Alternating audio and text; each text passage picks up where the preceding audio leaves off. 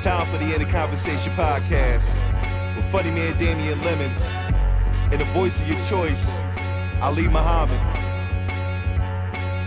1 2 1 2. This is Damian Lemon. Yes, sir. This is Ali Muhammad. This is In the Conversation. The podcast. Yeah. Broadcasting live from New York City. From Stand Up Labs. You know what I mean? In the Upper West Side, deep. On a bright, sunny day. Yeah, we here. You We know, man. into the spring, summer. Springish. We in the midst of the beginning of the summer. Summer movement. The summer movement. You could feel it. You could feel that Yeah. shit. I mean, it's not as warm as you would like it. No. But with the sun being out, you can feel the energy. You can feel the energy. The people are responding. People are responding. You can see the response is out there, overwhelming.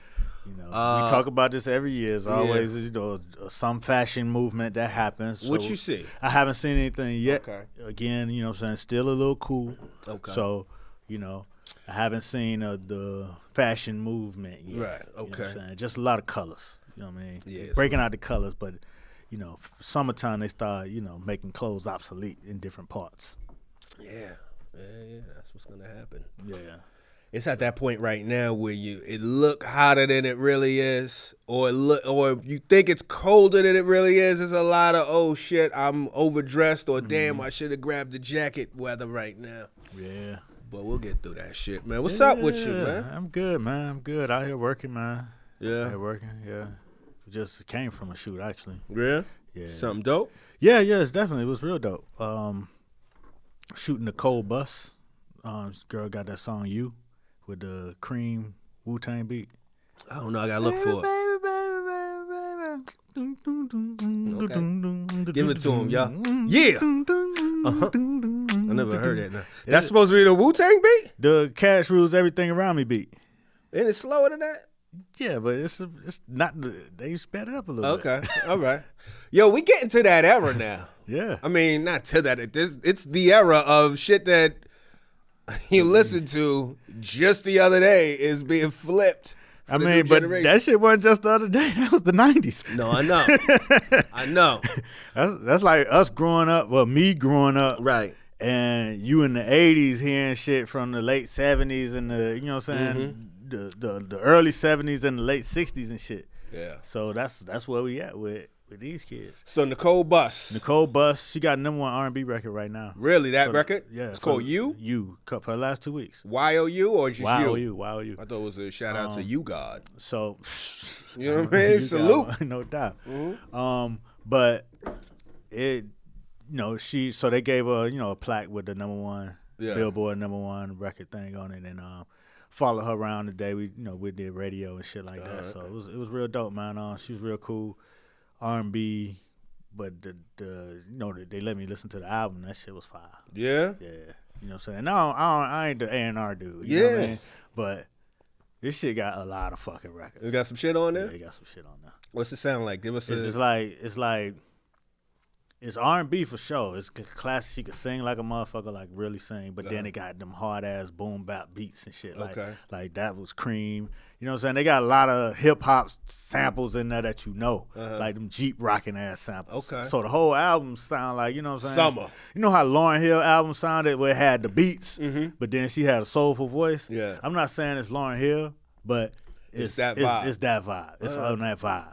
You know what I mean? It's definitely summer Jeep, like when Mary first came. Okay. It's coming out this summer? She can't promise, so I damn sure can't promise. Okay. That was her answer all day. So where's she damn from? sure know. She from Amsterdam. Oh wow. Yeah, she's from Amsterdam, signed to Rock Nation. That's interesting. But that shit is so. But she did the whole album with Needles. Okay. You know what I'm saying? So he produced. He lives out there, or how they live? Nah, shit, I don't know. I'm asking. You say you gonna ask him? I said no. I feel like I'm interviewing her through you. You know what I'm saying? I don't know how they met. Last question, where'd y'all go radio wise? We went to Hot 97, BLS, that whole little run up there. Okay. Yeah. That's what's up. So she did three or four interviews up there. Uh-huh. It was dope, man. She's real cool, but the music is banging. Yeah. You know what I'm saying? Because it's like that hip-hop from my era infused in that shit. And like the record now she got now, Ghostface jumped on it, and they got a remix with Rick Ross. Yeah, man, check it out. I'm out the loop on that one. I gotta find it. Number one on R&B. Yeah, I'm all the way out. You probably don't listen to R&B. Not station. like that. But you know, it's so funny that you saying that because I was in my I don't know how I got to it, but speaking of WBLS and R&B, somehow I was just at the end of the day yesterday. I felt like hearing. You ever heard that song "Moody's Mood for Love"? Yeah. That's like a New York WBLS thing. Like Frankie Crocker used to play that shit at either the beginning or the end of his show. And that shit was just so fire. And it's just, speaking of that, like just that whole R&B, BLS type of heritage. Right. You know, like they were breaking a whole lot of crazy shit. And I wound up looking into Frankie Crocker, because you know I remember it as a kid, and I just remember Frankie Crocker being such a big deal. But then I'm looking at some of the shit that he used to do. He used to say some slick shit. Yeah, that's the slick era. That was a slick. You had to have some fly shit. When he said, "I want you to live for as long as you want, but not want for as long as you live." No doubt. If your radio, what he said, Frankie Crocker ain't on your radio ain't on. Dude, you know, slick fly shit. Right. Yeah. But, you know what I'm saying, the thing about it is, it's grown, but that shit is fresh. That shit feel fresh. It feels summertime, feel outdoors, you know what I'm saying? It feel like it's a vibe, you know what I'm saying? Cool. You got records that, you know what I'm saying, people gonna dance to and shit, you can smoke to and shit, clean up the house to. Like, it was one of them albums, you know how you in the midst of the listening session to a new artist you never heard, right? You know what I'm saying? You know, you be like, okay. They were like, want to hear one more? And you're like, yeah, you know, okay. Yeah. But every time it was like, ooh. Yeah. It was one of the ones where you was like, okay, oh shit, this need a plan. What's happening? You know what you start pitching out there. You know what I think you could do? You start throwing treatments out. You know what I mean? Nigga. That's what I'm saying. I mean, come on. That's where I'm at with it right now. Get on the bus. Hey. No doubt. That's what's up. Shout out to Amsterdam. You know what I'm I miss Amsterdam, man. That's one of my favorite cities. Why? Because of the debauchery? Because of, I guess not the I don't get into the debauchery. I get maybe into the cannabinoids, but not the debauchery. Right. What is wild to see, though, that shit is like, it's wild to see. It's something crazy. But just Amsterdam, just a little vibe. It's like with the rivers or whatever, the little, I don't know what you call them shits. Canals? The canals, thank you, brother. With the canals all over the place, everybody on their bikes and shit. It's kind of cool. It's a nice little spot. No doubt. I need to check that out. I'm curious. I mean, I'm not curious. I'm sure. I'm just surprised that R&B is like we catching a new one that might hit you in the head with some great R&B from Amsterdam, right? Hip hop infused R&B. That shit's that's pretty dope. Yeah, I mean, it's a lot of these girls coming from overseas. You know what I mean? Yeah, I just never heard nobody from Amsterdam that I knew of. Right, off the top of the head. Right, ain't too many black people out there probably. She's black. Yeah. Okay, cool. I didn't know for sure. Yeah, she black. I mean, I think her mother might be. I mean, she might be mixed, but she black. Definitely black, natural hair, like you know what I'm saying, light skin. Yeah. You know what I'm saying? That's what's up. Yeah, dope situation. So I was happy to be involved. You know, how'd that come about? Some projects you happy to be involved with. I met up with Orlando McGee from Rock Nation. He actually signed her. So you know what I mean. So he found her on Needle's Instagram actually. Wow. And had her come through to one of those, what do they call them shits? Showcases. Okay. You know what I'm saying? And then they ended up signing. That's dope. You know what I mean? So shit. So good to see the system still work for motherfuckers. Yeah, so you know what I'm saying? Orlando is the old homie from back in Atlanta, you know what I mean? And we've been doing business together for a long time. So I was just up there last week just seeing what's up. No real one pitching shit or nothing. And I asked him about her because I remember when he signed her. And then he was like, matter of fact, she in town, we might want to do something. I was like, I bet. You know what I'm saying? That's dope. So then we put it together. Whoop. And shit, shot that shit today. That's fire. And it's always exciting when you bring new clients in the fold. You know what I'm saying? Especially at a company the size of like Rock Nation and shit that have a lot of avenues that can be explored. So that's exciting. Yeah. So you went up to the office over there? They got a new office. I heard it's kind of fly. It's real fly. They got the headquarters like their own building. Oh yeah? Yeah. How big is the building? About 9 floors. That's fire. That's fire. Shout out to the Rock Nation. Full nation. Full on. Rhythm Nation. You know what I'm saying? A full on union. That shit is dope. I mean, it's brand new. I think they just moved in yesterday. Oh, fire. So this shit is brand new. Of course, it's architect out. You know what I'm saying? It's shit, modern and you know what I'm saying? Architect out. You know what I'm saying? Getting nigga Frank Gehry on. You know what I'm saying? When the motherfucking shit look like the rendering and shit. Right. Oh man. You know what I mean? With the dope ass big A&R speakers and shit. Of course. You know what I mean? So it was dope, man. You know what I'm saying? That shit, they got it popping over there. That's what's up. Oh man. Shout out to everybody that came out to the shows in Saratoga, man. I had a good time out there. It was fun, man. It was chill, in and out, man. I seen you found you a Hattie's. I found a Hattie's. Shout out to Hattie's restaurant in Saratoga. That shit is fantastic. What is it? What kind of food is it? It's Southern. It's soul food. It's known for its chicken. Shout out to Chris Lambert, because he was the one that put me on to it. He had done this club before.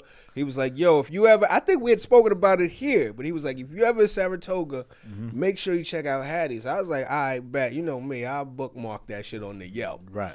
And as soon as I got the thing, I was like, okay, then we're going to do that. And that shit lived up to the hype. That shit was good. What'd you order? I went there twice. The first night, when I got there, I had the fried chicken, because that's what you should get. The fried chicken is the shit. I had the fried chicken with some mashed potatoes and some collard greens. And it was all good. Collard greens was a little sweeter than I'm used to, but they were banging. Right. You know, I'm out here cooking like a grandma, so I'll be paying attention to all this. I'm unrolling the green to see how they cut the green. Like, I'm that nigga now. I'm like, oh, they ain't even cut this green. Okay, I'm going to try. I'm tasting. Whole flour. Yeah, I'm trying to taste the flavor. What's that, nutmeg? You know, I'm this motherfucker now. Shit was banging. Crispy ass skin, like crunchy, crispy skin. Juicy ass chicken meat. You know, my bad. I know Ramadan. Hey, man. But you gotta have strength. Yeah, you know bro. what I'm saying? Dig deep. Yeah. You talking about crispy kryptonite. That shit is, dude, the shit was so good that I went on the Sunday before I left, and I had the chicken and grits. The grits were good too. The grits was creamier than I ever had. I never had no grit with no grit. You know what I mean? Like, typically the grit have a low texture. These were some creamy grits. They were good. Took me a second to get used to what was going on. But yeah, shout out to Hattie's. I think the guy's name is Jasper. White Cat frying up some official fried chicken. So, Right. you know what I mean? Yeah, that shit was fire. Saratoga's cool. Saratoga's an interesting city. It's like I guess it's a city, a town city. It's a horse racing. Right, it's historic for racing. Yeah, for the horses and cars. Well, old school back in the day. Cars. Well, shit, I didn't know that. How'd you know that? Cause I read the Cornelius Vanderbilt book. Ooh. And they would go, you know what I'm saying? He had a little car that he would go up there and race with his friends. You know what I'm saying? That's the cat that made Grand Central Station? Is that the one? He did all the railroad shit. He master of the fucking game. Okay. He was like one of the. And he was from Saratoga? Nah, that's where all the rich motherfuckers used to vacation. Okay. It was pre-Hamptons. It feels, it's nice. Yeah. It's nice out there. But so they do the Preakness. They do a few things. So I drove past one of the, because horse racing season don't start till about July. Mm-hmm.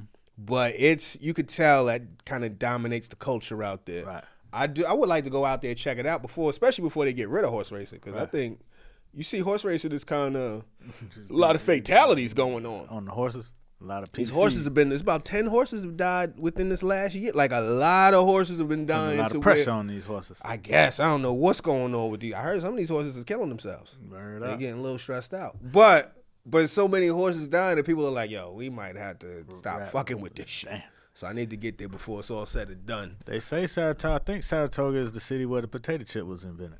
Get out of here. I don't know none of this shit. Where are all these factoids? I just think it was like a black man working in one of the hotels that started, you know what I'm saying? Really? Baking the chip till it got hard and shit and became famous. Shit, I didn't see not one photo of this nigga out there. They should have done a little something for my man. I might be freestyling, but I think it was Saratoga. It's nice. It's nice out there. It's nice. New York, go upstate New York. It's nice looking. You see the sky, trees and shit. New York got a lot of nice brown water. You know what I mean? All the water. You know what I'm saying? It's a lot of lakes. A lot of like mahogany lakes and shit. They look cool, but they don't. I wouldn't swim in them. But it's good for the photo. No doubt. But yeah, shout out to Saratoga. I had an incident. I had to have some people leave the show. Oh man, how'd that happen? Just alcohol and interruptions, and I'm engaging you a little bit. Then that's going too far, and I'm like, all right, ma, you're getting a little annoying. You're annoying. How do you eject? Well, I let them. I told them, you could leave. They were like, well, we're leaving. I said, go leave then. And then they got mad, and after they left, it's a whole situation. But well, we're leaving. Yeah, we'll leave. And then, because I said, you could only leave once, and it fucked her head up, because she wanted to, storm out and make the whole, we're leaving. I said, well, go ahead. You could only leave one time, and she kind of stopped, oh. You done rebutted her rebuttal. I fucked the whole shit up. But, yeah, that unfortunately, she had to go. Did the show go on? Show went on. We got through it. It was a little bumpy. No doubt. It's always bumpy when it's, especially if it's a full-on ejection. Right. But shout out to Dan Guerin and Liz Russo rocking out with me this weekend. What else did I do out there? I did. You said they're known for horse racing and old school cars. So there was an old school car show out there too. Mm-hmm. They had some fire. They had some. Yeah, I saw you posted a picture. Yeah, it's one of them things though. You can't quite, how you see some shit in real life. You can't do it justice. You can't do it justice with the camera. You try a million angles, nigga, you had to be here. There's a lot of that type of shit. There's some fire. No doubt. Fire, nice little old school joints. The old school, similar to the samples, the old school spectrum is getting closer and closer to my reality. Right. You know what I mean? There's sobs from 98. You right. what the fuck? This is an old school car? Shit like that. That was the 90s, nigga. I guess keep so. trying to tell you. The 90s was a long ass time ago. Shit. It's a whole generation away. I was seeing that on the Khaled album. Did you hear the Khaled album? Not yet. Okay. I heard the Nipsey song. Okay. I saw the video and shit. I haven't seen any of the videos. I think he shot a video for damn near every song of the album, which is up. interesting. It's very, But, yeah, there's a lot of, they done flipped Freaking You, the Jodeci. Jodeci, they flipped Miss Jackson. Flipped that shit. Kinda good for a flip. Yeah, he flipped it. The whole album is full of, it's like every song is a jump shot. Right. You know what I mean? He trying to shoot from 30. Sometimes it swish, sometimes it clang, clang, clang. Right, but right. you got to respect the pull up. Right. I like the Nipsey joint. You know what I'm saying? Yeah, it's sad, but it's good. But it's Yeah, out here spitting this legacy on the last record and shit. Yeah, which is it's just bittersweet, right? Yeah. Oh well. Rest in peace, Nipsey Hussle. You know what I'm saying? Speaking of Nipsey and of them, Crips. Uh-oh. I saw this viral video the other day. This dude was doing, it's called Crip Fit. he was doing a workout to get his Crip walk right. Okay, you know what I'm saying? That's hilarious. So you know what I'm saying? He had the bands on his legs as he went through the motions and that's shit. Funny. You know what I'm saying? That was crazy. Because in my old age, when I get about 60 something, you still want to be able to Crip walk. I don't know how to Crip walk. I had no reason to learn. But at about 60, when it's ironic and you know what I'm saying, it's your granddaddy, I want to be able to Crip walk on him and break it all the way like down. A smooth ass old man dance on the ass. Yeah, you know what I'm saying? Slippers. So I was like, ooh, let me save this. You know what I'm saying? Get my Crip fit on. I never been in. The gang shit when I was growing up wasn't the biggest thing in New York. Wasn't no we real. We didn't have no gang. Yeah, we didn't have that type of gang. We didn't have Bloods and Crips and shit like that till way later. But I remember going away to college. That's when I was introduced to cats from Cali, and you know what I mean. They might be repping the hood with a. So when they play the Cali shit, them niggas will throw that Crip shit on. I ain't never see a dance that looks so fun to try to like. That shit looked fun as fuck. It just looked fun, and it looked like there's a certain type of way to do it, right? But it's like jazz, right? You can do what you want, yeah. You know what I'm saying? It's like Diddy dancing. You know what I'm saying? Yeah. You just do whatever you feel. That's why I'm gonna wait till I'm out of the range of. So you know what all I'm the saying? way neutral. I'm all the way out of the range of. You know what I'm saying? We mad because we doing it. Right. I ain't gonna do it now. Cause, right. You know what I'm saying? Nigga might call me out on Instagram. You got a red sweatshirt on too. It you know wouldn't what look I'm good. saying? You know. But, I'm saying I'm gonna be an old man, gray hair, and you know what I'm saying, clean as fuck, and like at my daughter's wedding and shit. You know what I'm saying? You know what I'm saying? Just to fuck them up. With the daughter daddy dance, just Crip walking. You know what I'm saying? I'm gonna do a traditional, then I'm gonna slip off into a little Crip walk right quick and then bounce back. You know what I mean? That's just how I envision it. That's how I envision life. That's funny. It's one of the little tidbits of life. Nah, it's one of them things. It's a fun one. You ever see OT Genesis Crip walk? Yeah. He good. He good. He kind of stiff with his though. Who you like? That dude who was on I gotta find him. You gotta send that to me. I know, you know what I'm saying? It wasn't a real authentic one. But I used to like Bow Wow's Crip walk. Really? Bow Wow had a Crip walk? That's what he was known for. When he was little Bow Wow, when he was like a little big. On the Arsenio? Like after that, probably like when around his first album. Google it. Look up Lil Bow Wow Crip walk. He had a clean Crip walk. I'm gonna have to Google Lil Bow Wow's clean Crip walk. But then I like the real like gangster niggas who like that don't look like they dance at all and destroy that and shit. then just kill that shit, spelling out shit with their feet. Yeah. I like that shit. But then what inspired me to do it as an old man was that it's like a viral video, like a preacher, a Crip preacher. Okay. He like a pimp looking preacher. Okay. And he got the smoothest old Crip walk in the game. Yeah, or he's in the pulpit hitting him? It's like a cable access looking set. Okay. And he preaching, but he cursing, he calling bitches hoes. He's just like a pimp like a pimp.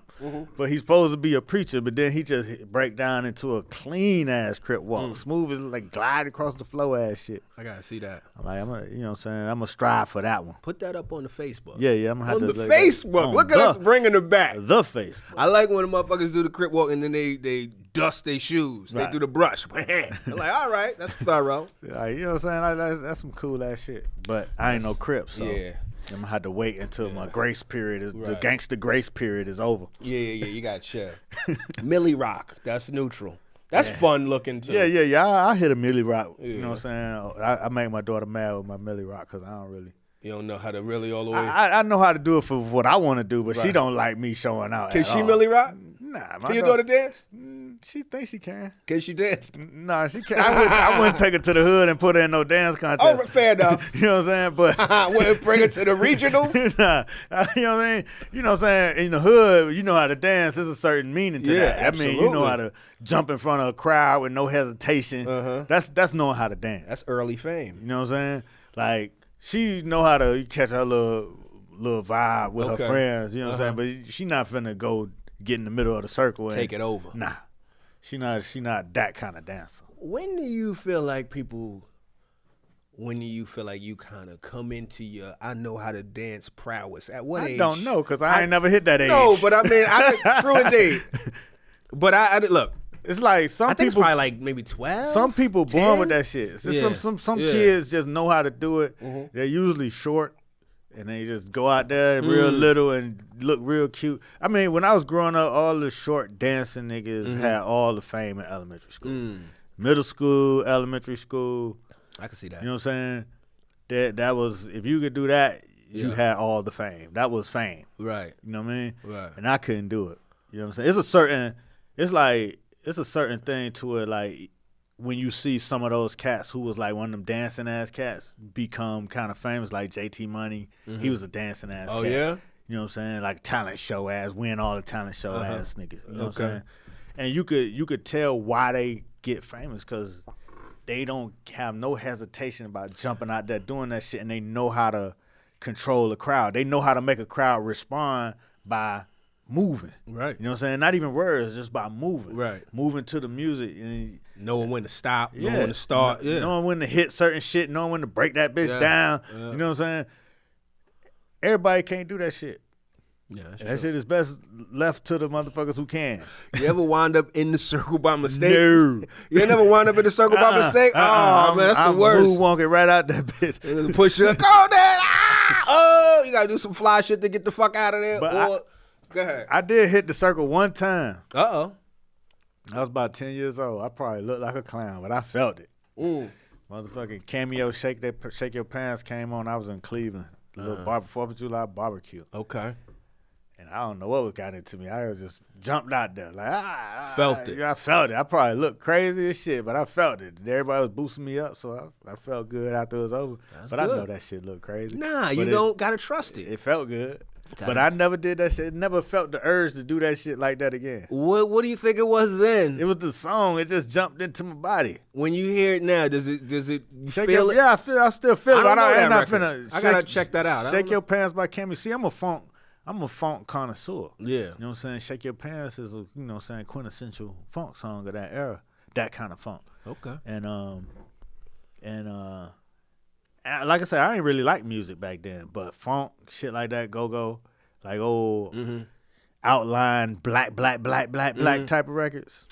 What do you think it was about that record? Like beyond, was it, like you said, black records, like funk, right? Like, do you think that it was, initially, do you think it was the reaction that it got when it dropped by the people, or was it the actual instrumentation? I don't know what it is about the instrumentation on those kind of records that it strikes a chord in me. Okay. You know what I'm saying?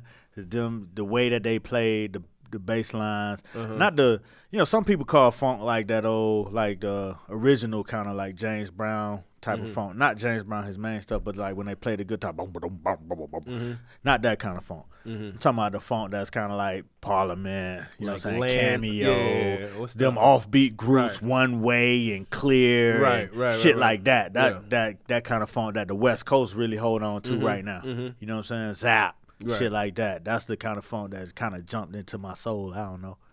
I don't know what it was, but that's what it. You know, it sounds alive. Yeah, it just feel like people doing a bunch of shit. In the music. That's how the music feel. It don't feel like somebody sitting in the studio. It felt like a party when they were doing it. Yeah, because you know, like a lot of them songs always had the party in the background. You be like, hey. You know what I'm saying? That's like Marvin Gaye's Got to Give It Up. Yeah, you know what I'm saying? That shit sound lit. Like, you know what I mean? Like living. That shit sound like some living going on. Yeah. I wanted to be a part of that shit. So, and Cleveland is, you know what I'm saying, quietly a hotbed for funk. A lot of like Ohio players come out of there, like, you know what I'm saying? Zap from Ohio, you know what I'm saying? Drew Carey. What? The OJs, you know what I'm saying? Drew Carey. Who that? You don't know Drew Carey? Who that?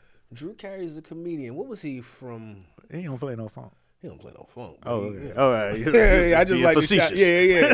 He one of the first cats that I heard really rep Cleveland. Is Sinbad from Cleveland? No. Where he from? He from somewhere around. He might be. I know Steve Harvey from Cleveland. Steve Harvey. Yeah, Drew Carey's like one of the first cats that I was Machine Gun Kelly. Machine Gun, there you go. MGK. Bone Thugs and Harmony. Bone Thugs. You know what I'm saying? Phoebe Robinson. The OJs. Levert. Gerald, all the Leverts? Yeah, they from around there, like the Cleveland I didn't know area. Levert was from Cleveland. That era of music had a lot of cats coming out of that era, that 80s, late 70s, 80s shit. You know what I'm saying? Yeah. Like that shit was cracking. Yeah, man. Shout out to Ohio. Speaking of Ohio, I listened to Jamel Hill has a pretty good, like a dope podcast, Unbothered. She had a Katt Williams interview. You rarely hear Katt Williams speak for a while. You know what I mean?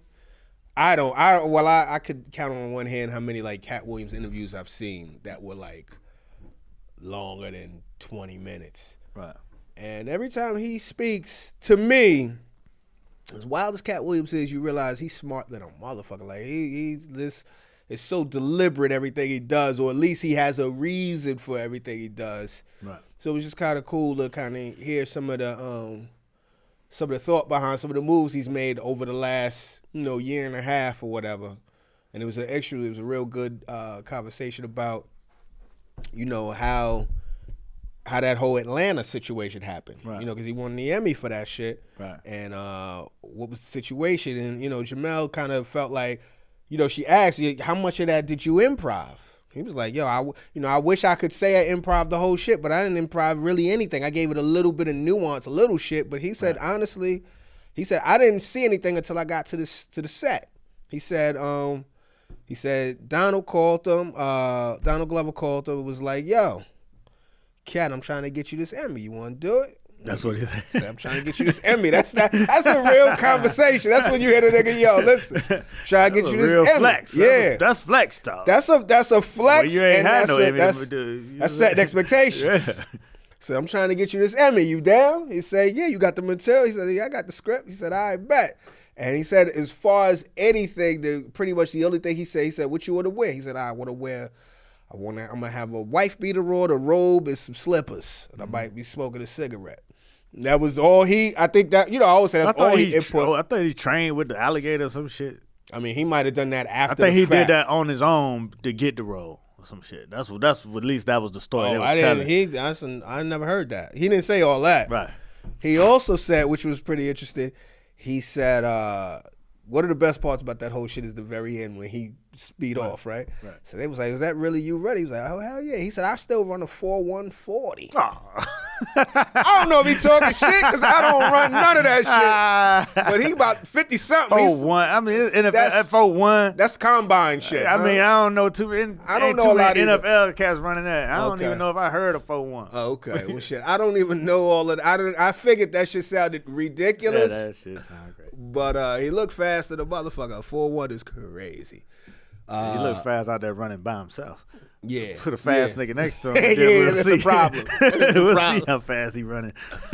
Eddie did this. You know, this is the look fast shit. The look fast run. Oh, man. Speaking of, did you see fucking Schwarzenegger get drop kicked from behind? Damn. You see this shit? Oh man. What was that? Where he was at South to get Africa. Drop kicked? He was in South Africa. A real drop kick or in the ring or some acting shit? No, it wasn't no acting shit. Like it a was motherfucker just out in the wild and a motherfucker just drop kick you. Out the blue or some terrorism shit. Who even think to drop kick a nigga, first of all? So he's at some, I don't know, some type of gymnastics type of situation, like a gymnastics meet. Yes, he's like, you know, saying hello to the crowd. It look like it might be like at a school gym or some shit out South Africa. He might have a couple people around him. I guess he was invited or whatever, some type of thing going on. It might even been some double dutch shit going on. And, you know, he was like just, you know, seeing some shit. He might have been taping something. He turned his back for a second and just out the blue, somebody just drop kicked this motherfucker. But it don't really. He don't even move. It don't phase the shit. This motherfucker's 71. Right. And he moved a little like bit. A wall. Yeah. His security folded on me as soon as because once you drop kick, you're gonna drop. Once he was on the floor, it was food. But Schwarzenegger said, I didn't realize I got drop kicked till I saw the photo. That's the flex. That's the flex. That's the flex. He knows. I didn't even know I got run up on till I seen the footage. You know what I mean? You know how I do. That's a testament to he's still strong. He's pumped an iron. You know what I'm saying? He's still strong. Hell Motherfucker, you want that last get down if you want to. Yeah, nigga might get a Terminator sequel after this. Yeah. You know? That shit was interesting, man. Play with them strong motherfuckers. Nah. 71 and still strong.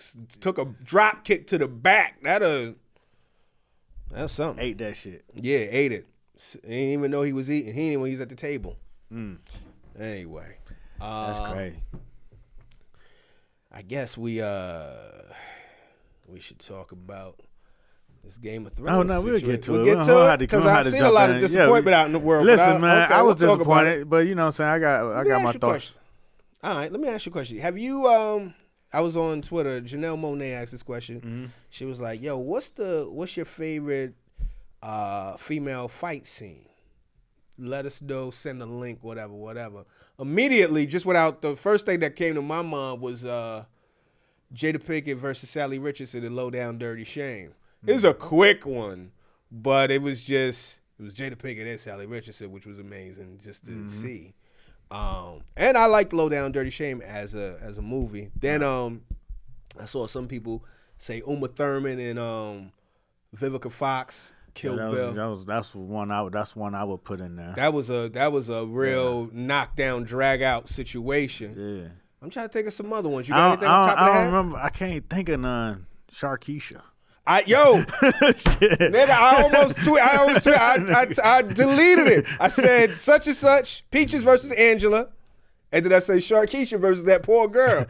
But I deleted that because Sharkeisha put a fucking, oh my God, goodness, Sharkeisha, Stop it, Sharkeisha. Oh my God, she put her ass. That was patented. Girl fights is brutal. Yeah. Like in real life, and I haven't seen one on film like how it is in real life.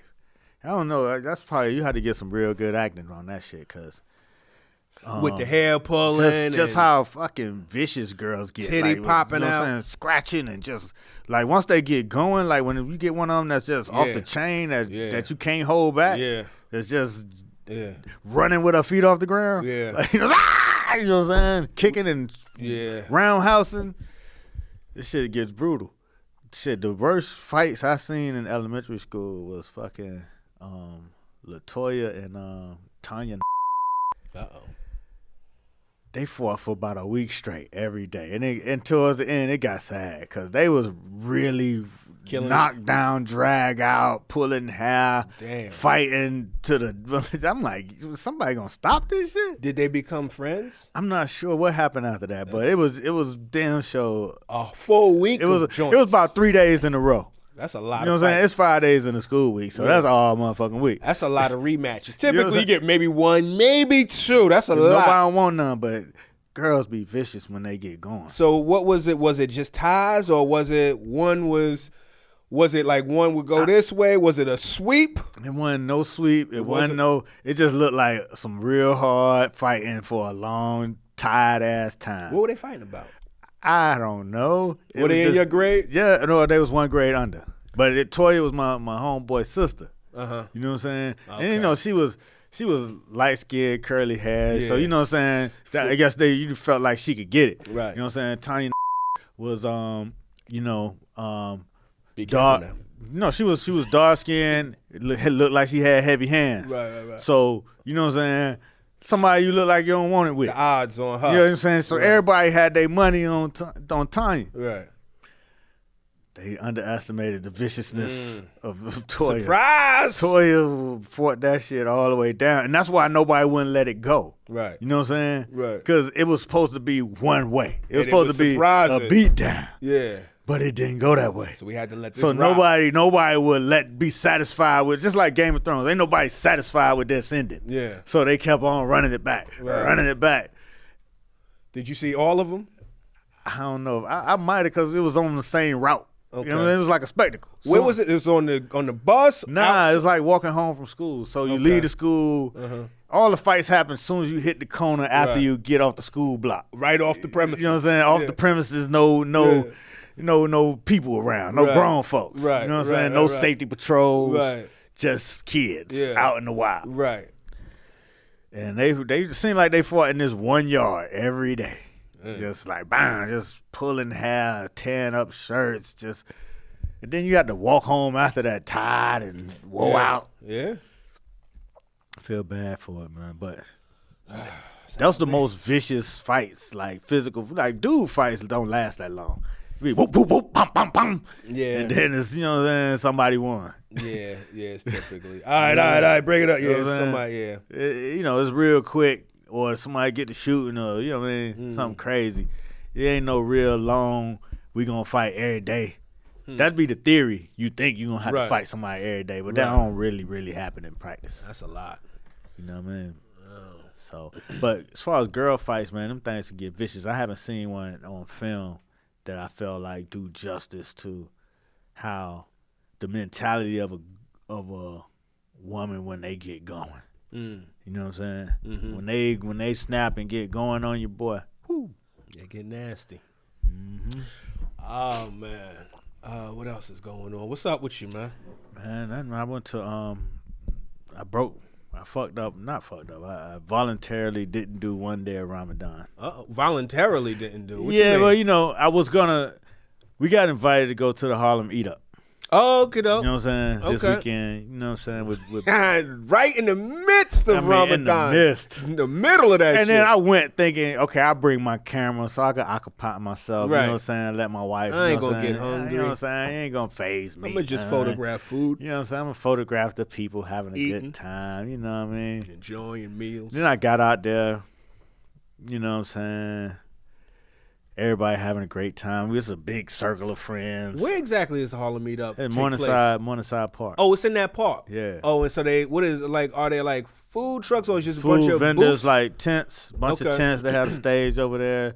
City sponsored it. You know what I'm saying? Shout out to Tina Davis. You buy tickets. It's kind of like, tickets for. Is it like you ever been to the Taste? Or no, but you buy one ticket and then you get all the samples for free.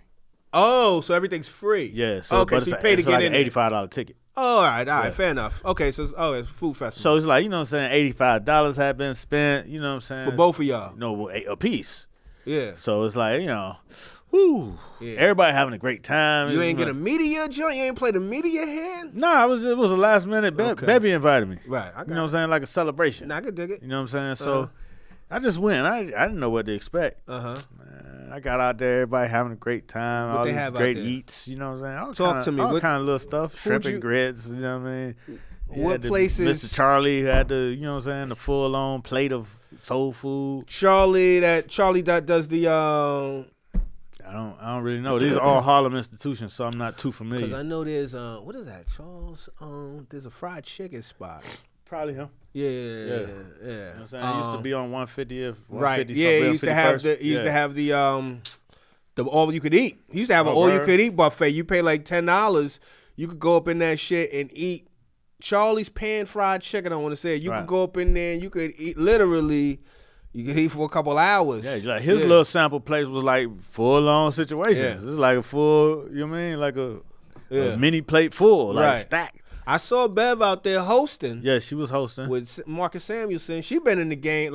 She's been since the inception, I mean, both of them like Harlem ambassadors. Her especially because she grew up there. That's dope. What did you turn your back on Ramadan with? What meal was this? I mean, all of it. I just, you know what? At a certain point, I was like, you know what? I'm going to have to make this day up. I'm going to just have to make this day up. It was like, what was the first thing you saw? It was like, it wasn't even the food. It wasn't the food that got me. It was the environment. It was the environment. You know what I'm saying? I hadn't been out nowhere like that with my wife in a minute. You know what I'm saying? I didn't want to be, you know what I'm saying, the dude that's sitting over on the side. Right. Everybody having fun. So I was like, God.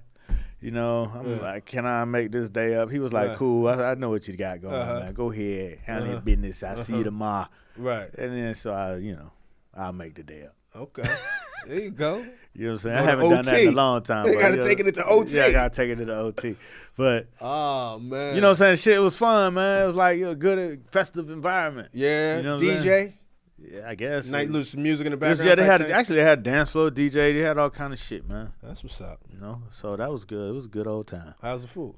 Food was, I mean, like I said, the food was. I didn't want to go too hard on the food because it messed you up the next day. Okay. So I had Mr. Charlie shit. I had some shit from the Cove. I had it's a new restaurant that's about to open up. They had shrimp and grits out there. Okay. That's about it. Yeah. You know what I'm saying? And then I just kicked it, you know. It was chill. How long was it rocking till nightfall, all that? Well, it was like from 12 to like 5:36. Oh, all right. So we was there the whole time. It was a good time. I'm gonna go next year. Oh, that's cool, man. You know what I'm saying? Hopefully it won't be Ramadan. Yeah, it might be though. Nah, it might slide. Nah, it slide 2 weeks, so it might be just ending. Oh, all right. There you go. Yeah, man. Oh man, the Barry finale happened.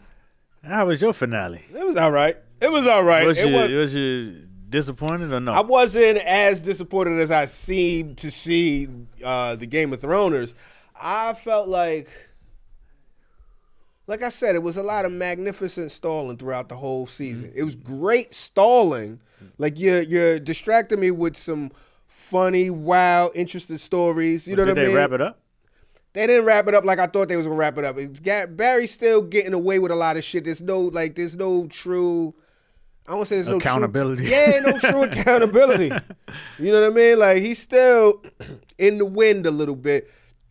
There was a tease to maybe he'll have to now be accountable for some shit. Like, now somebody is found. I'm trying to step down. I don't want to give too many spoilers, but somebody had been alerted that, maybe you should be paying attention to this cat. Right. This type of thing. So that's kind of how it ended.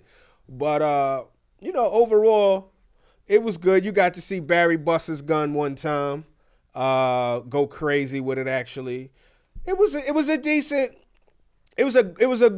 episode. I just wanted just a little bit more resolution. Right.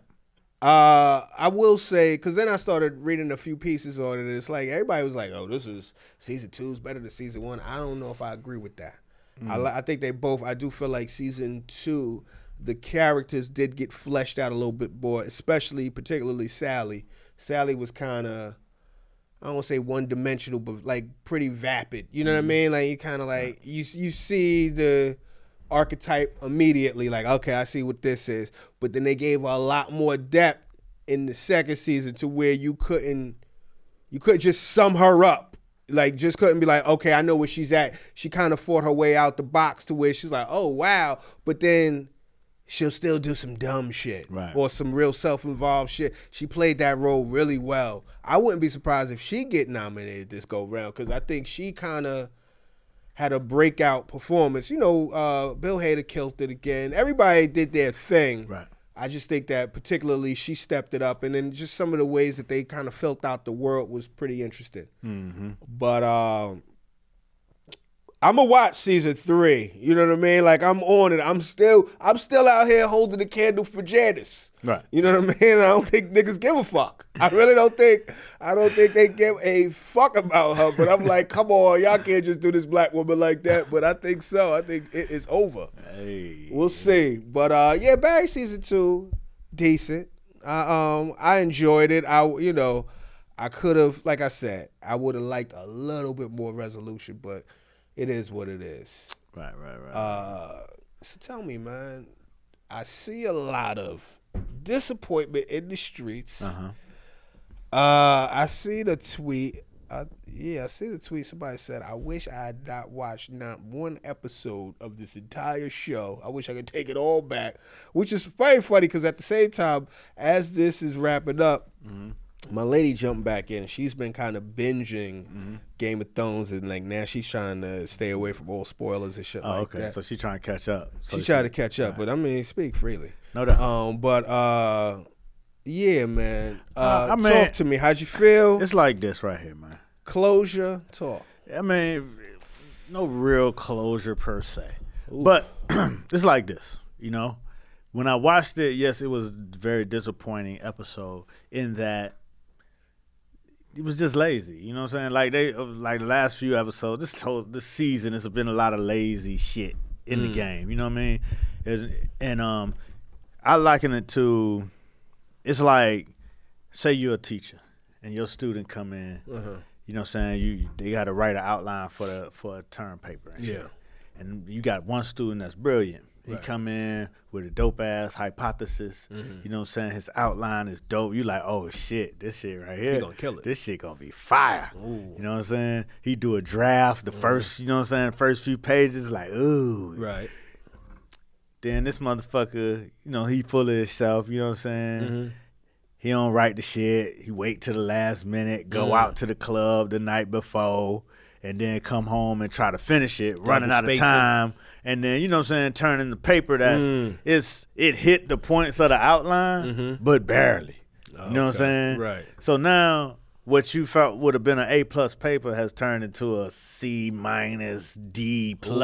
You know what I'm saying? Ooh. Because you just laying it out in a way that it takes no account of the details. You know what I'm saying? But you kind of leveraging your average going in. Because you got to you leveraging your average and going in. You know people watching it. You know it's going down. You done spent all the budget on all of the special effects. And you ain't got much screen time left. Right. So you just rushing through the shit. And so this particular episode, they had to, They had done burnt down the town. The Dragon Queen, Puerto Rican princess, had done burnt the whole town down, and now she's effectively the ruler of the 7 kingdoms and shit. And so now, but everybody, like I said, is looking twisted. Like, how the fuck, you're supposed to be the breaker of chains, this benevolent chick, and you just burnt all these innocent people. She's benevolent? I thought she was the one that was gangster. Who's the gangster one? That's Cersei. That's not Puerto Rican princess. Nah, that's Cersei. And who's Puerto Rican princess? What's her name? She went after dragons. Okay. Daenerys. But she's supposedly someone that you thought was loving.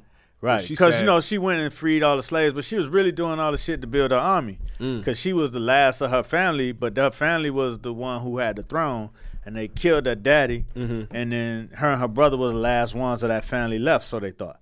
So, one, she had her brother had a claim to the throne, so it was targets at their life anyway, so they was on the run, basically, and then her brother was too over anxious, too overzealous to try to build these armies because they had to go to strangers to build armies because their family is dead. You know what I'm saying? So now they going to strangers trying to build armies and shit. And the brother is a little overzealous, so he got himself killed. You know what I'm saying? So now it's the sister that's left, and in her mind, she is the heir apparent to this throne because now she know that she got the dragon blood fired on burner. Then she hatched the dragons. Now she got 3 dragons. You know what I'm saying? Dragons ain't been around for 100 years. You know what I'm saying? So the dragons were extinct. They had killed all the dragons. But the homegirl, Puerto Rican princess, has one dragon. We went back. She had 3. She birthed 3 of them. She hatched 3 dragon eggs because apparently her family's blood, you know what I'm saying, and the dragons go together. So the dragons birth when somebody gifted her 3 eggs, she birthed the 3 eggs. You know what I'm saying? 3 dragons now. Now they babies. They grew up from babies to full-grown terrorists. You know what I'm saying? So that's her leverage. She got these dragons, and then the tribe that she was rolling with seen her fucking burn up all their people and walk out the fire unburnt. You know what I'm saying? And then they seen her birth these dragons, hatch the dragon eggs. They ain't never seen no shit like that. So she sat on the dragon eggs? No. She just prayed on them and put them on the heat. And, you know what I'm saying? Looked at them real hard. These eggs are going to hatch. And they hatched. You know what I'm saying? I'm like, all right, it's a good. So anyway, they believed in her. And so she ran the campaign of, you know what I'm saying, I'm going to give you your freedom. You know what I'm saying? Like, so she went to the next town where they had all these slaves, but they had this army that, you know what I'm saying, was known for being top notch, the Unsullied. So she was like, hey, you know what I'm saying, we're going to do this trade, you know what I'm saying, I'm going to give you one of these dragons for your army. And then, they made the trade, but, the dragon ain't cooperating. And then he was, you know what I'm saying, so the dragon, they ended up burning his ass up and then trying to kill all the slave masters, freed the slaves, got the army. Now she's selling the armies that, hey, I'm the breaker of chains. You know what I'm saying? I'm going to go set the world free. All the people that's been in prison and you know what I'm saying? We're going to overcome. Right. So that's what she ran her whole campaign on. Right. So when she burnt down all the innocent people were like, well, damn, that's against her character. That's crazy. Like, why would that's random. That's totally all this character development, and then you're going to switch like that. You know what I'm saying? So that was one thing. You know what I'm saying? So then you got Jon Snow, who's the favorite. He has a true claim to the throne. He's the He-Man of this whole shit. He's like the favorite. He's not He-Man. He's not a He-Man style dude, but he's like the most noble. He's the one that y'all all wanted to win. It felt like. Well, some people wanted the Dragon Queen to win. Okay. Some people were, for different people, but he was the one who you felt like it was going to go to because, shit, he done went through this whole shit. Turned out that he got a claim to the throne. He done died and came back. Why they bring him back? You know what I'm saying? But he was reluctant, though, right? He definitely didn't want it. Okay. He definitely didn't want it. All right. So, anyway, now she done burnt all the motherfuckers up. So now everybody, like, John, you know what I'm saying, the little dwarf, everybody looking like, damn. That's crazy. Like, you know what I'm saying? They surrendered. Like, why the fuck would you burn them up? She like, fuck that shit. You know what I'm saying? We were at war. You know what I'm saying? And they like, okay, there's no war now, no more. They're like, fuck fuck that. As long as there's people enslaved, it's gonna be war. So they like, well, god damn. Right. You know what I'm saying? We gave you the throne, now you want to still go to war? Right. So they was like, okay, this kind of crazy. Uh-huh. You know what I'm saying? So they taught Jon Snow into killing him. You know what I'm saying? Okay. Because it was either gonna be her or him. You know what I'm saying? Because he had a true claim to the throne. He was a threat to her. And so Jon Snow did kill her. Jon Snow killed her ass. Oh, I thought she won. I thought she did. The she whole won long enough to touch the throne, just like in her vision. And then he walked in right after she touched it. He walked in, and she's like, she trying to reassure him that she wasn't gonna kill him. Right. Kind of like, you know what I'm saying, we could rule. You know what I'm saying, you could be with me. It's only room for one on this throne. You know what I'm saying, you could be with me. We could do this. He like, you know what I'm saying, we done been through enough war. Da da da da. Then he's like, but you could be with me, and then he kissed her like he was finna get back into their little incestuous relationship. Mm-hmm. And then shanked the ass. Where's the dragon at this point? The dragon's sitting right outside, and so after she died, he like, hold up, something wrong. So wait, the dragon can speak like that? The dragon's like, what's going on here? No, the dragon don't speak like that, but you could hear him. It's like a dog. Yeah, you could hear him like, because, you know, you've been with the dragon long enough to hear him cry. Right. You could hear him be distressed. Yeah. When his brother got killed, you know what I'm saying? You could hear him get distressed. Yeah. When he get shanked with the spears, you could hear him scream. So her like I said, her blood and the dragon blood kind of go together. So when she died, he kind of felt that shit. Oh, okay. So he got up like, like what the fuck? Yeah. So then he came in there, seen her dead, and then he had his own emotional scene. You know what I'm saying? Where you know what I'm saying? He nudging her and shit with his nose and shit, like, wake up, like, wake up. Oh, man, Snow's out of there. He's standing right there, like, he thought it was going to be over for him. Right. He thought it was Rap City. He thought the dragon was going to kill him. Yeah, he thought the dragon was going to burn his ass up. But the dragon know that he got their blood, too. Oh, the dragon related to Jon Snow, too. Look at this shit. I told you it's an incestuous relationship. That's his auntie. They got the same daddy. You don't know, that's his auntie. Okay. So the dragon smell him and give him the green light to go in. But anyway, the dragon come. You know what I'm saying? Realizes his mama dead, and then he throw a fit. You know what I'm saying? He's screaming and shit, and then the fire started boiling up in his mouth. Right. And Jon Snow thought that shit was about to be a wrap for him. So he killed his ass. No. Oh. He was about to sit there and take the fire. But then the dragon turned his head and burnt up the whole room, and then burnt the throne down, just melted the whole iron throne. So there's no throne after all of this shit. You know what I'm saying? He just melted the whole shit down. Basically symbolic to... It's over. Symbolic to the fact that, you know what I'm saying, she died for this power. You know what I'm saying? Basically, I'm going to kill the source of the power. Gotcha. And then he picked his mama up with his foot, big ass foot, and then flew the fuck off. And that's how it ended? No, that's how he ended. This is the beginning of the show. This is the beginning of the episode. Like, this first quarter of the show. Okay. You know what I'm saying? So, you know, then they you know, go to black, you know what I'm saying? Then they come back. We find out Jon Snow has been taken prisoner by the Unsullied, her army. Mm-hmm. That's her army. Yeah. You know what I'm saying? So they like, oh, hell nah, you done killed the queen, nigga. Your ass is going to serve some justice.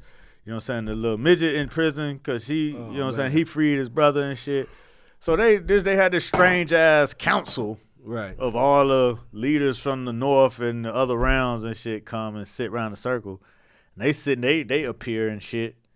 And now... they having this weird ass, stupid ass discussion like who's gonna rule now. Mm-hmm. Like what the fuck? Like it's like the crown already. Like a PTA meeting and shit. So the old girl dead. Right. Jon Snow is in prison. Right. And now you got these people sitting around and they don't know how they gonna make a decision to figure out who gonna rule. So they ended up, you know what I'm saying, going through all these motions. They bring the dwarf out in his handcuffs because he was supposed to be sentenced to death.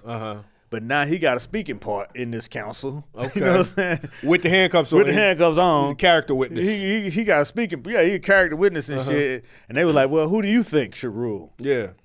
And then he went through this whole long shit about stories and who has the better story. And then he said the three-eyed raven should be the ruler. Mm-hmm. And then the three-eyed raven in the last episode had just said, you know what I'm saying, I don't want that shit. I'm the three-eyed raven. I feel like nobody wanted it except Homegirl.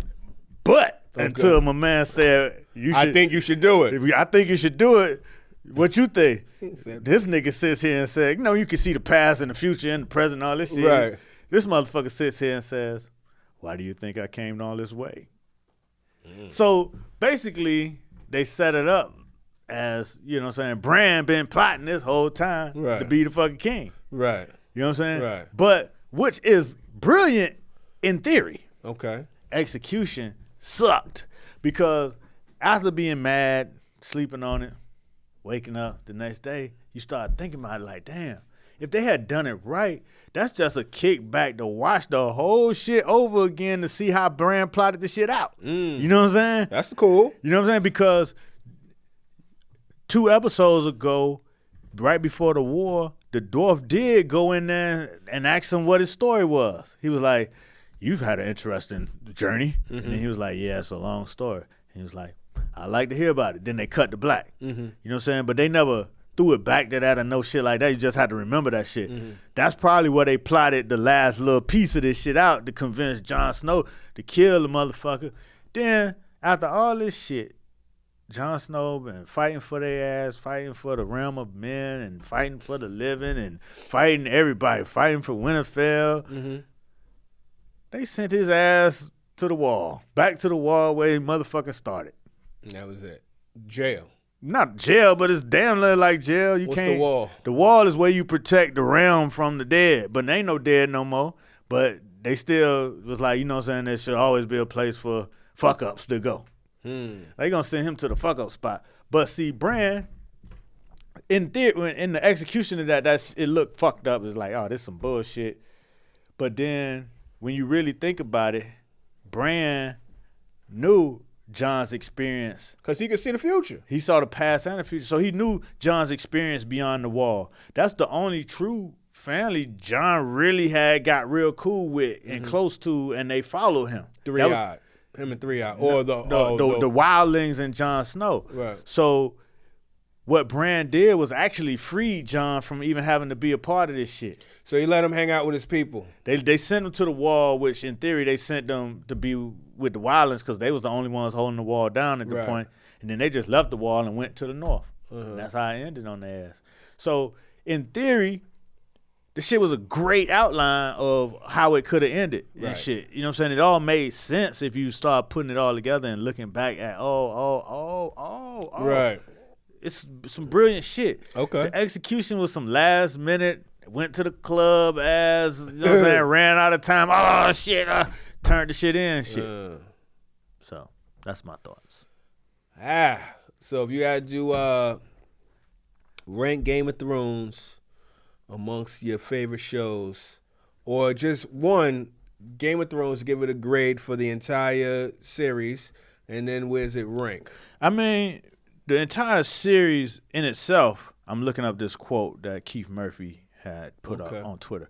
The entire series itself, as an entire series, I'm still giving it an A-. You know what I'm saying? They had set the bar so high that this fucked up season, you know what I'm saying? They still had a great average coming in. They had a 4.0 coming into motherfucking season. Okay. You know what I'm saying? They fucked it up. They still gave us a couple of good battle scenes. And see, a lot of the stuff that people are complaining about is like revisionist history and shit. Because what I did before this episode, I was bored and shit, and I just watched, you know how they do those master cuts? And then I watched all of the dragon scenes from season 1 to season 7 in one YouTube clip. Right.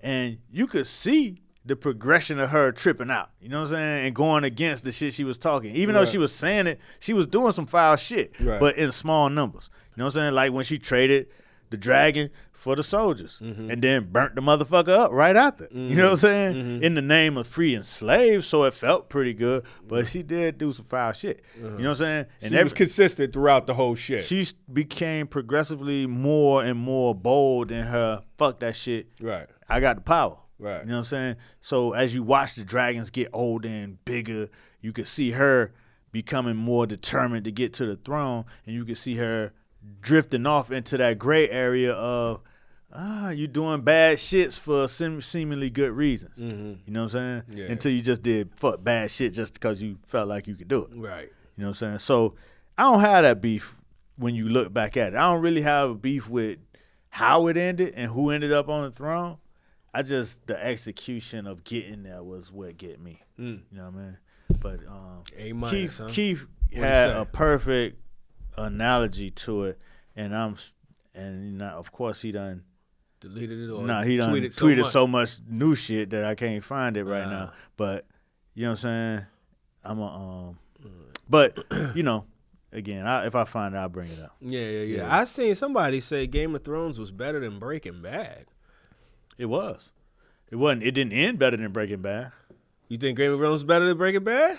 It was just more detail, more elements to it. Breaking Bad, after a while, it really got outrageous in his. You know what I'm saying? It got a little crazy. It got a little crazy. Gus's death was ridiculous. That was some Looney Tunes type shit. You know what I'm saying? Just So I enjoyed Game of Thrones immensely. You know what I'm saying? I thought it had great texture. I thought it was very real feeling. Right. You know what I'm saying? But it's like it was no accountability. Okay. You know what I'm saying? Gotcha. He just did wild shit and you know what I'm saying? And had no accountability with So you and your wife, y'all got a new show y'all gonna jump into or what? I guess what you thinking? I guess Power's coming back. All right, Power coming back in for June. The last season. We'll see what they do. That shit know what that's gonna be. That shit, okay, here go Keith thing. This is Keith's tweet on summing up Keith Murphy of the finale of Game of Thrones. Tyrion, the dwarf, played the smart game. Daenerys, the dragon princess, Puerto Rican princess, the dragon queen, Puerto Rican princess, played her own game. Jon Snow hated the game. Sansa played the long game because she ended up being queen of the north and succeeded from the Seven Kingdoms and shit. Arya thought the game was meaningless, so she dipped out and went to the edge of the earth. Grey Worm doesn't play games. That was the leader of the Unsullied army. He don't play no games. That was for real. And Bran had all the cheat codes. That's a 3-hour raven. And then the dragon, Drogon, fuck y'all game. And took his ball and dipped. All right. So, you know what I'm saying? I thought that was pretty accurate in its portrayal of the summation of characters and how it went down. Sounds good. You know what I'm saying? That's interesting, man. Heard it up. Game of Thrones. The game is over. Speaking of game over, I know we had a whole thing about how you wasn't rocking with Golden State. You was hoping that Portland. But I did say that it was inevitable. That Dog, I didn't get to see not one game. That shit, every time I looked up, they had beat them. They swept the shit out of Portland. Yeah, Portland weren't ready. Goodness. Yeah, I mean, you know what I'm saying? My man poured all his energy and heart into beating Westbrook. Right. You know what I'm saying? Right. That was it. It was over. But Golden State got too many tools, man. And this is without KD.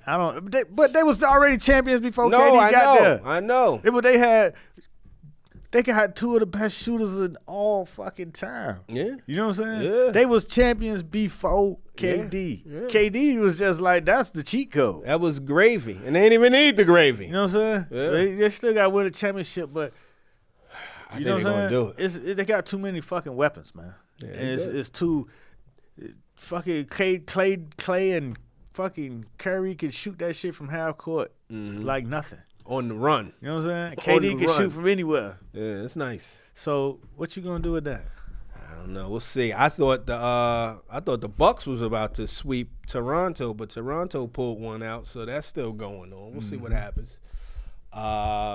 Shit. I'm trying to think if there's anything else I wanted to talk to you about before I transform and roll out. You got anything else on your mind, on your heart? Nothing on my heart, no my mind, man. Shit. Magic Johnson went out here and threw niggas under the bus. Did he? He definitely was like, well, I was about to fire homie, which was crazy. He's a nice guy, but I was about to fire that's business, that's honest, but he was like, you know what I'm saying? Palenka was saying shit behind my back, stabbing me in the back and shit. I think I missed that part. I saw Palenka speak to that. Palenka was like, yo, we just had dinner 2 days ago. What else would he say? I mean, if you stabbing somebody in the back, you still going to have dinner with them because you're stabbing them in the back. I don't even know who Palenka is. Who's Palenka? He's the GM of the Lakers. I mean, if you stabbing somebody in the back, you still going to go to dinner with them in the front. You know what I'm saying? Because you're on the side. You know how that shit be. That's how you do a good backstabbing. I mean, corporate assassination. Corporate motherfuckers will assassinate your ass quick on some BCC shit. Yeah, you know what I'm saying? That shit, they play the game. That's the real Game of Thrones. game of office chairs and shit. Yeah, man. Stay safe. You know what I'm saying? Stay safe. Magic Johnson let him be known, like, nigga, I don't have to take this shit. He said, when this shit, that's when you getting money. When you say, I said, when it's not fun no more, I'm going to just walk away. And he just walked away. He so did like the Dragon did. He grabbed his ball and flew away. Fuck this shit. Fuck y'all gang. He did say LeBron will get a championship with the Lakers. We'll see what happens. Yeah. Tell the people where you going to be this week. Man, I'm going to be around. I'm going to be here in the city. Shit, catch me on the ground. Shout me out. You know what I'm saying? And, you know, send me some Ramadan encouragements out there. You know what I mean? And I'll be on the Twitters. You know what I'm saying? I'll be searching for a new show to watch. Maybe I'll catch up on Barry. Catch up on and Barry. The Shy. Let me know what you think of Barry, man. You know what I'm saying? Yeah. For sure. Shit, well, I'll be around, man. I'm be in the world. I'm updating my website as it stands today. I got to put some shows up. I'm at Eastville a lot this month. Might be a few other places. I don't have my calendar right in front of me. Irresponsible motherfucker. But I will go to DamianLemon.com. I'll have some shows coming up. But until then, you know, tell a friend to tell a friend. And even an enemy. To get in the conversation. Yeah. We are out. Peace.